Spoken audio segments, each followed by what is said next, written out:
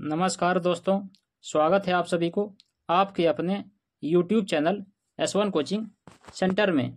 Friends, आज हम लोग एक बार फिर से रेलवे साइंस का प्रैक्टिस सेट करने जा रहे हैं, जिसमें आज के वीडियो में हम लोग प्रैक्टिस सेट 2 करेंगे। ठीक है, प्रैक्टिस सेट 1 ऑलरेडी चैनल पर अपलोड हो चुका है। जिसने नहीं देखा है चैनल में जाकर के देख सकते हैं। ठीक है, तो चलिए आज के वीडियो में हम लोग साइंस प्रैक्टिस सेट 2 को देखते हैं। देखिए, सबसे पहला क्वेश्चन क्या है कि निम्नलिखित में से कौन वायु प्रदूषक नहीं है। तो कौन इसमें से वायु प्रदूषक नहीं है? जैसे देखिए SO2 जिसको हम लोग सल्फर डाइऑक्साइड बोलते हैं, ये तो है। उसके बाद है CO जिसको हम लोग कार्बन मोनोऑक्साइड बोलते हैं, ये भी है। उसके बाद है CO2 जिसको हम लोग कार्बन डाइऑक्साइड बोलते हैं, ये भी वायु प्रदूषक है। लेकिन DDT जो है ये वायु प्रदूषक नहीं है। ठीक है, तो यहाँ पे ऑप्शन आपका डी राइट आंसर हो जाएगा। चलिए इसके बारे में कुछ जान लेते हैं। देखिए DDT, जो DDT है इसका फुल फॉर्म क्या होता है? डाइक्लोरो डाइफिनाइल ट्राइक्लोरो इथेन होता है। एक बार फिर से सुन लीजिए, डाइक्लोरो डाइफिनाइल ट्राइक्लोरो इथेन होता है DDT का फुल फॉर्म। ठीक है, कृषि में उपयोग किया जाने वाला एक कीटनाशक है। ये DDT जो है कहाँ पे उपयोग किया जाता है? तो कृषि के क्षेत्र में इसका उपयोग किया जाता है। ठीक है, जहाँ पे कीटनाशकों को मारने में इसका उपयोग किया जाता है। संयुक्त राज्य अमेरिका ने 1972 में DDT के उपयोग पर प्रतिबंध लगा दिया था। अमेरिका ने 1972 में क्या किया था? DDT के प्रयोग पर प्रतिबंध लगा दिया था। संयुक्त राज्य अमेरिका के बाहर कुछ देश अभी भी मलेरिया फैलाने वाले मच्छरों को नियंत्रण करने के लिए DDT का उपयोग करता है। ठीक है, कुछ देश ऐसे हैं जो मलेरिया फैलाने वाले जो मच्छर होते हैं उसको नियंत्रित करने के लिए DDT का प्रयोग किया जाता है। तो ठीक है, तो यानी कि हम लोगों को यहाँ पे क्या पता चला कि जो DDT है वो बेसिकली किस क्षेत्र में उपयोग किया जाता है? तो कृषि के क्षेत्र में बेसिकली इसका उपयोग किया जाता है। ठीक है, क्वेश्चन नंबर 2 देखिए, बोलता है क्या? प्रथम जीव की उत्पत्ति हुई थी। तो प्रथम जीव की उत्पत्ति कहाँ हुई थी? पृथ्वी पर, हवा में, जल में या किसी अन्य ग्रह पर? तो पृथ्वी जीव की उत्पत्ति हुई थी कहाँ पर? तो जल में हुई थी। ठीक है, तो ऑप्शन सी इसका राइट आंसर हो जाएगा। तो देखिए इसके बारे में कुछ जान लेते हैं। देखिए, पुराणों के अनुसार धरती पर जीवन की उत्पत्ति, विकास और उत्थान के बारे में बताया गया है। पृथ्वी सूर्य से निकली एक पिंड थी। जब धरती ठंडा होने लगी तो उस पर बर्फ और जल का साम्राज्य हो गया। तब धरती पर जल ही जल हो गया और इस प्रकार कह सकते हैं कि जल से ही क्या हुआ था? जीवन की उत्पत्ति हुई थी। ठीक है, और ये पुराणों के अनुसार मत है। तो अलग अलग सबका अलग अलग मत है। ठीक है, तो ये हम लोग अभी जाने पुराणों के अनुसार ये मत था कि जल से ही क्या हुआ? जीवन की उत्पत्ति हुई है। क्वेश्चन नंबर 3 क्या है कि जीव की उत्पत्ति जीव से होती है, इस कथन का सत्यापन क्या है? तो देखिए, जीव की उत्पत्ति जीव से होती है, इस कथन का सत्यापन किसने किया था? तो रॉबर्ट हुक ने, लुई पाश्चर ने, वन हेलमंड ने या ओपेरिन ने? तो देखिए, जीव की उत्पत्ति जीव से होती है, इस कथन का सत्यापन जो है वो ओपेरिन ने किया था। ठीक है, तो यानी कि ऑप्शन डी का क्या वो राइट आंसर हो जाएगा। चलिए इसके बारे में कुछ जान लेते हैं। देखिए, विकास के क्षेत्र में प्रमुख योगदानकर्ताओं में मिलर, अरस्तु, लेमार्क, डार्विन और ओपेरिन हाल्डेन और रसेल वालेस शामिल हैं। कौन कौन से हैं? तो मिलर हैं, अरस्तु हैं, लेमार्क हैं, डार्विन है, ओपेरिन हाल्डेन है और रसेल वालिस, ये सब शामिल है विकास के क्षेत्र में महत्वपूर्ण योगदान देने के लिए। ठीक है, उसके बाद जीवोत्पत्ति की अवधारणा अरस्तु ने दी थी। वैसे भी हम लोग जानते हैं कि जीव विज्ञान का जनक कौन कहलाता है? अरस्तु कहलाता है। तो इसलिए जीव उत्पत्ति की अवधारणा का जनक कौन है? तो अरस्तु है। जीव उत्पत्ति को स्वतः पीढ़ी के रूप में भी जाना जाता है। उनके अनुसार जीव निर्जीव पदार्थ से उत्पन्न होता है और सामूहिक रूप से सजीव का निर्माण करता है। किनके अनुसार है? अरस्तु के अनुसार ये सब बताया गया है। चलिए उसके बाद क्वेश्चन नंबर 4 क्या है? बोलता है कि पौधे के किस भाग से कॉफी प्राप्त होता है? तो बताइए, पौधे के किस भाग से कॉफी प्राप्त होता है? फूल से, बीजों से, पत्तियों से या फलों से? तो देखिए, पौधे के बीज भाग से कॉफी प्राप्त होता है। पौधे के किस भाग से कॉफी प्राप्त होता है? तो बीज से। तो यहाँ पे ऑप्शन 20 का क्या हो राइट आंसर हो जाएगा। चलिए इसके बारे में कुछ जान लेते हैं। देखिए, पौधे के फलियों के भाग से कॉफी प्राप्त की जाती है। फली माने क्या होगा? बीज होता है। तो पौधे के फलियों के भाग से क्या होता है? कॉफी प्राप्त किया जाता है। कॉफी का पौधा इसके बीजों या फलियों के लिए उगाया जाता है, जिन्हें भूनकर और पीसकर कॉफी बनाने के लिए बेचा जाता है। इसको कैसे बनाया जाता है? उसको भून करके बनाया जाता है या फिर उसको पीस करके बनाया जाता है कॉफी। ठीक है, कॉफी का पौधा एक उष्णकटिबंधीय सदाबहार झाड़ी या अफ्रीकी मूल का एक छोटा पेड़ है। ये जो कॉफी का पौधा है वो किस मूल का है? तो अफ्रीकी मूल का पौधा है। ठीक है, दुनिया भर में 2 प्रमुख प्रकार की कॉफी का आनंद लिया जाता है। पूरे दुनिया भर में मुख्य रूप से 2 प्रकार का कॉफी का आनंद लिया जाता है। पहला है अरेबिका और दूसरा है रोबस्टा। याद रखिएगा, 2 प्रकार का मेनली कॉफी का उपयोग किया जाता है, एक अरेबिका है और दूसरा रोबस्टा है। ठीक है, उसके बाद क्वेश्चन नंबर 5 देखिए क्या है? बताया निकोटीन पाया जाता है। तो बताइए, निकोटीन किस में पाया जाता है? चाय में, तंबाकू में, कॉफी में या नीम की पानी में? तो किस में पाया जाता है निकोटीन? तो देखिए, तंबाकू की पत्ती में निकोटीन पाया जाता है। ठीक है, तो ऑप्शन 20 का राइट आंसर हो जाएगा। चलिए इसके बारे में कुछ जान लेते हैं। देखिए, निकोटीन एल्कलॉइड्स नामक यौगिकों के एक परिवार से संबंधित है। निकोटीन किससे संबंधित है? तो निकोटीन जो है वो एल्कलॉइड्स नामक यौगिकों के एक परिवार से संबंधित है और प्राकृतिक रूप से पौधों की कई किस्मों में पाया जाता है, जिनमें टमाटर हो गया, बैंगन हो गया, ये आलू हो गया, ये सब शामिल होता है इसके कैटेगरी में, ठीक है। लेकिन तंबाकू के पौधे में अपने उच्चतम स्तर का निकोटीन पाया जाता है, लेकिन तंबाकू का जो पौधा होता है उसमें सबसे ज्यादा निकोटीन पाया जाता है, ठीक है। तो इसको भी याद रखिएगा। फ्रेंड्स, अगर वीडियो पसंद आ रहा हो तो उसको दोस्तों के पास शेयर करें और अगर आप मेरे चैनल पे पहली बार बने हैं तो उसको सब्सक्राइब भी कर लें, ठीक है। तो देखिए उसके बाद क्वेश्चन नंबर 6 क्या है, बोलता है कि कीटभक्षी पौधा है। तो कीटभक्षी पौधा है क्या है? अमरबेल है, ड्रोसेरा है, गुलाब है या नागफनी है? तो बताइए कीटभक्षी पौधा कैसा है? तो कीटभक्षी पौधा जो है वो अमरबेल है, ठीक है। तो ऑप्शन ये इसका राइट आंसर हो जाएगा। चलिए कुछ जान लेते हैं इसके बारे में। देखिए कीटभक्षी पौधे वे पौधे होते हैं जो अपने कुछ पोषक तत्व जानवरों या प्रोटोजोआ को फंसाने और खाने से प्राप्त करते हैं, ठीक है। तो उनकी पकड़ से उन्हें जो लाभ मिलता है वह काफी भिन्न होता है। कुछ प्रजातियों में इसमें उनके पोषक तत्वों का एक छोटा सा हिस्सा शामिल हो सकता है और अन्य में यह पोषक तत्वों का एक अनिवार्य स्रोत भी हो सकता है, ठीक है। उसके बाद क्वेश्चन नंबर 7 देखिए क्या है, बोलता है कि डीएनए का मॉडल प्रस्तुत करने के लिए 1962 में नोबेल पुरस्कार किसे मिला था? तो देखिए डीएनए का मॉडल जो है किसने प्रस्तुत किया था, जिसके लिए 1962 में उन्हें क्या मिला था? नोबेल पुरस्कार मिला था। तो कौन था? वो था वाटसन एवं क्रिक। तो यानी कि हम बोल सकते हैं कि वाटसन एवं क्रिक ने डीएनए का मॉडल प्रस्तुत किया था और उन्हीं को क्या मिला था? 1962 में नोबेल पुरस्कार मिला था, ठीक है। तो ऑप्शन डी इसका राइट आंसर हो जाएगा। चलिए इसके बारे में कुछ जान लेते हैं। देखिए डीएनए मॉडल की संरचना सबसे पहले 1953 में जेम्स वाटसन और फ्रांसिस क्रिक की पत्रिका नेचर में प्रकाशित हुई थी। तो कब हुई थी? ये 1953 में प्रकाशित हुआ था। कहाँ पे? तो पत्रिका नेचर में, ठीक है। चलिए उसके बाद क्वेश्चन नंबर 8 क्या है, बोलता है कि अनुवांशिकता के जन्मदाता कौन है? तो बताइए अनुवांशिकता के जन्मदाता कौन है? लेमार्क है, डार्विन है, खुराना है या मेंडल है? तो देखिए अनुवांशिकता के जन्मदाता है मेंडल, ठीक है। तो ऑप्शन डी सवाल का राइट आंसर हो जाएगा।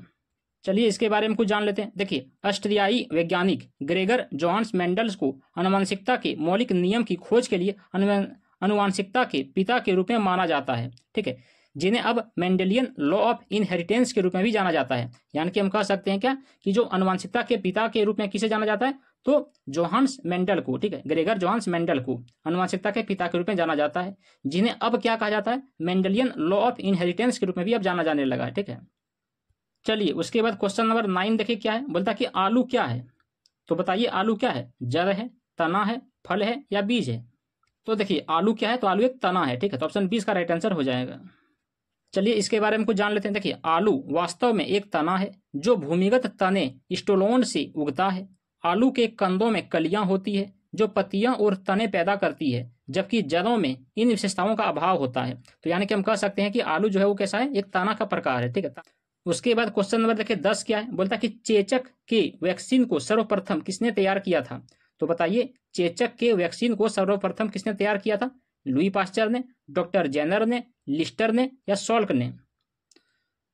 तो देखिए चेचक के वैक्सीन को डॉक्टर जेनर ने तैयार किया था, ठीक है। तो ऑप्शन बी सवाल का राइट आंसर हो जाएगा। चलिए इसके बारे में कुछ जान लेते हैं। देखिए डॉक्टर एडवर्ड जेनर ने दुनिया की पहली सफल वैक्सीन बनाई, जिन्होंने पाया कि काउपॉक्स, देखिए काउपॉक्स, पहले जो ये चेचक है उसको पहले काउपॉक्स के नाम से जाना जाता था, ठीक है। तो काउपॉक्स से संक्रमित लोग चेचक के प्रति प्रतिरक्षित थे। मई 1796 में अंग्रेजी चिकित्सक एडवर्ड जेनर ने इस खोज का विस्तार किया और 8 वर्षीय जेम्स फिप्स को एक दूध वाली के हाथ पर लगे चेचक के घाव से एक एकत्रित पदार्थ का टीका लगवा दिया। तो फिर क्या हुआ? इसके बारे में और लोगों को जानकारी होने लगा। तो क्या नाम था? 8 वर्ष जेम्स फिप्स को एक दूध वाली के हाथों पर लगे चेचक के घाव से एकत्रित पदार्थ का टीका लगवाया।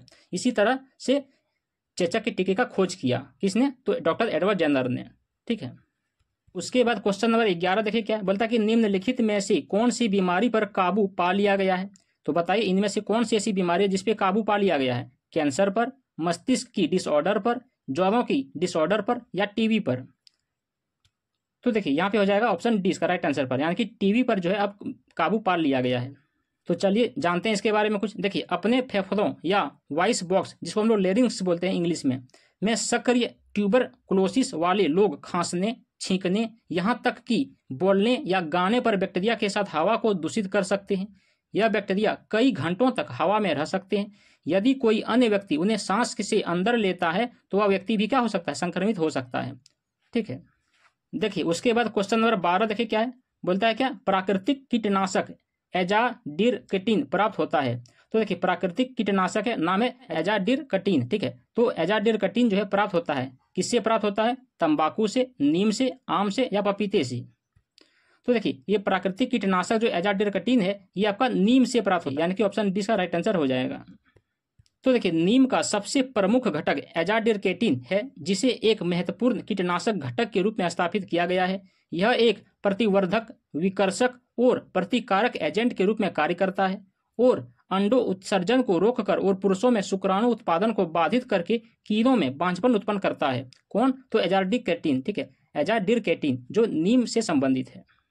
उसके बाद देखिए क्वेश्चन नंबर 13 क्या है, बोलता है कि एंटीबायोटिक क्या है। तो बताइए एंटीबायोटिक क्या है? पौधे है, दवाई है, सिरप्स है, टॉक्सिस है। तो बताइए एंटीबायोटिक क्या है।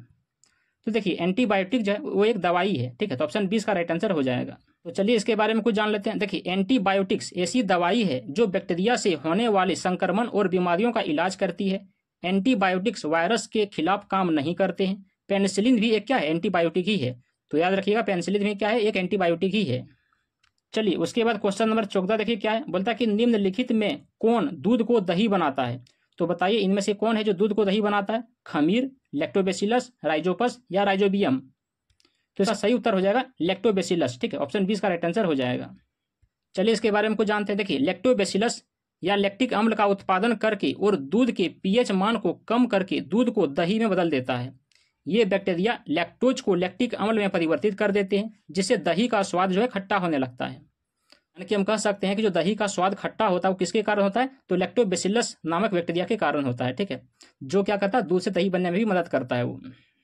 चलिए उसके बाद क्वेश्चन नंबर 15 देखते हैं। देखिए क्या है, बोलता है कि इन्फ्लुएंजा को H1N1 किसके अधिक प्रचलित रूप में भी जाना जाता है। तो H1N1 किसके रूप में जाना जाता है? मैड काउ डिजीज के रूप में, स्वाइन फ्लू के रूप में, बर्ड फ्लू के रूप में या फिर रेबीज के रूप में। तो बताइए H1N1 किसके रूप में जाना जाता है? तो ये हो जाएगा स्वाइन फ्लू के रूप में, ठीक है। तो ऑप्शन 20 का राइट आंसर हो जाएगा।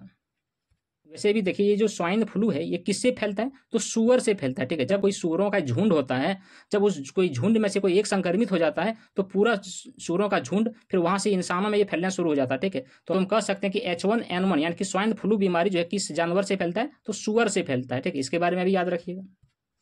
चलिए कुछ और जान लेते हैं H1N1 यानी कि स्वाइन फ्लू के बारे में। देखिए H1N1 जैसे इन्फ्लुएंजा वायरस आपकी नाक, गले और फेफड़ों की कोशिकाओं को संक्रमित करते हैं। जब वायरस से पीड़ित कोई व्यक्ति खांसता है, छींकता है, सांस लेता है या बात करता है तो वायरस हवा में निकलने वाली बूंदों के माध्यम से फैलता है। जब आप दूषित बूंदों में सांस लेते हैं तो वायरस आपके शरीर में प्रवेश कर जाता है, ठीक है। तो इस तरह से भी फैलता है ये स्वाइन फ्लू बीमारी।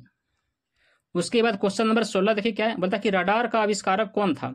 तो बताइए रडार का आविष्कारक कौन था? Robert Watson, Fleming, Albert H Taylor तथा लियो सी यंग या ऑस्टिन। तो देखिए रडार का आविष्कारक था एल्बर्ट एच टेलर तथा लियो सी यंग, यानी कि ऑप्शन सी का राइट आंसर हो जाएगा। चलिए इसके बारे में कुछ जान लेते हैं। देखिए रडार की खोज सन 1930 ईस्वी में एल्बर्ट एच टेलर तथा लियो सी यंग ने किया था। रडार का फुल फॉर्म क्या था? Radio detection and ranging. फिर से एक बार देख लीजिए, रडार का फुल फॉर्म क्या था? रेडियो डिटेक्शन एंड रेंजिंग का संक्षिप्त रूप है, ठीक है। इसके बाद क्वेश्चन नंबर 17 देखिए क्या है, बोलता है कि मनुष्य में अफ्लाटॉक्सिन खाद्य विषाक्तन द्वारा सामान्यतः कौन सा अंग प्रभावित होता है। तो बताइए मनुष्य में अफ्लाटॉक्सिन खाद्य विषाक्तन द्वारा सामान्यतः कौन सा अंग प्रभावित होता है? हृदय, फेफड़ा, वृक्क या यकृत। तो देखिए ये आपका हो जाएगा यकृत, यानी कि मनुष्य में अफ्लाटॉक्सिन खाद्य विषाक्तन से क्या प्रभावित होता है? तो यकृत प्रभावित होता है, ठीक है। ऑप्शन डी का राइट आंसर हो जाएगा। तो चलिए इसके बारे में कुछ जान लेते हैं। देखिए अफ्लाटॉक्सिन की बड़ी खुराक से तीव्र विषाक्तता अफ्लाटॉक्सिकोसिस हो सकती है और यह जीवन के लिए खतरा हो सकता है। आमतौर पर यकृत को नुकसान पहुंचाकर अफ्लाटॉक्सिन को जीनोटिक्स में दिखाया गया है, जिसका अर्थ है कि वे डीएनए को नुकसान पहुंचा सकते हैं और पशु प्रजातियों में कैंसर का कारण भी बन सकते हैं, ठीक है। इस बात के भी प्रमाण है कि वे मनुष्य में लीवर कैंसर का कारण भी बन सकता है, यानी कि ये सब कारण हो सकता है किससे? तो अफ्लाटॉक्सिन से, ठीक है। उसके बाद क्वेश्चन नंबर 18 देखिए क्या है, बोलता है कि निम्नलिखित में से किस विटामिन में कोबाल्ट पाया जाता है। तो किस में कोबाल्ट पाया जाता है? विटामिन B6 में, विटामिन B2 में, विटामिन B1 में या फिर विटामिन B12 में। तो देखिए किस विटामिन में कोबाल्ट पाया जाता है? तो विटामिन B12 में, ठीक है। तो ऑप्शन डी का राइट आंसर हो जाएगा। देखिए कोबाल्ट विटामिन B12 की संरचना का एक प्रमुख हिस्सा है, इसीलिए यदि आपको पर्याप्त विटामिन B12 मिलता है तो आपको पर्याप्त कोबाल्ट भी मिलेगा। वयस्कों को प्रतिदिन लगभग 0.0015 mg, तो यानी कि हम कह सकते हैं कि हर वयस्क को प्रतिदिन 1.5 माइक्रोग्राम विटामिन B12 की आवश्यकता होती है। ठीक है, उसके बाद क्वेश्चन नंबर 19 देखिए, बोलता है कि इनमें से रक्तदाब का मापक यंत्र कौन सा है। तो बताइए रक्तदाब का मापक यंत्र कौन सा है, स्फेरोमीटर, एनीमोमीटर, स्फेग्मोमैनोमीटर या फिर आमीटर। तो देखिए रक्तदाब का मापक यंत्र है स्फेग्मोमैनोमीटर, यानी कि ऑप्शन सी इसका राइट आंसर हो जाएगा। देखिए आमीटर से क्या मापते हैं, तो आमीटर से विद्युत धारा को मापते हैं। एनीमोमीटर से क्या मापते हैं, तो एनीमोमीटर से हवा का वेग मापते हैं। और स्फेरोमीटर से क्या मापते हैं, तो स्फेरोमीटर से देखिए कोई भी वस्तु का जो घूर्णन होता है ना, तो घूर्णन करने वाले वस्तु का वक्रता त्रिज्या को मापते हैं। ठीक है, तो घूर्णन करने वाले वस्तु का वक्रता त्रिज्या किससे मापते हैं, तो स्फेरोमीटर से मापते हैं। तो ये सब भी आप याद रख सकते हैं। बाकी देखिए इसके बारे में जान लेते हैं। देखिए वर्तमान समय में रक्तचाप मापने के लिए व्यापक रूप से स्वीकृति 3 उपकरण उपलब्ध है। अभी जो वर्तमान समय में रक्तचाप को मापने के लिए मुख्य रूप से 3 उपकरण उपलब्ध है। इन उपकरणों में मरकरी स्फेग्मोमैनोमीटर, जिसको बीपी मॉनिटर बोलते हैं, उसके बाद है एरोइड स्फेग्मोमैनोमीटर, और तीसरा है डिजिटल बीपी मॉनिटर। ठीक है, तो ये अभी के समय में रक्तचाप को मापने के लिए ये 3 नाम है। ठीक है, इसको याद रखिएगा। देखिए आज के सेट का अंतिम क्वेश्चन नंबर 20 क्या है, बोलता है विद्युत उत्पन्न करने के लिए कौन सी धातु का उपयोग किया जाता है। तो बताइए विद्युत उत्पन्न करने के लिए कौन सी धातु का उपयोग किया जाता है, यूरेनियम का, लोहा का, तांबा का या एल्यूमिनियम का। तो इसका उत्तर हो जाएगा यूरेनियम का, ऑप्शन डी इसका राइट आंसर हो जाएगा। ठीक है, चलिए इसके बारे में कुछ जान लेते हैं। देखिए विद्युत उत्पन्न करने में यूरेनियम धातु का उपयोग किया जाता है। यूरेनियम का प्रयोग परमाणु ऊर्जा रिएक्टर में भी किया जाता है। ठीक है, तो फ्रेंड्स आज के वीडियो में हम लोग सेट नंबर 2 का 20 क्वेश्चन को देखें। कैसे लगा ये वीडियो कमेंट में जरूर बताइएगा। अगर वीडियो पसंद आया हो तो उसको दोस्तों के पास भी शेयर कर दीजिएगा। ठीक है, चलिए मिलते हैं अगले वीडियो में अगले प्रैक्टिस सेट को लेकर के। तब तक के लिए धन्यवाद। जय हिंद।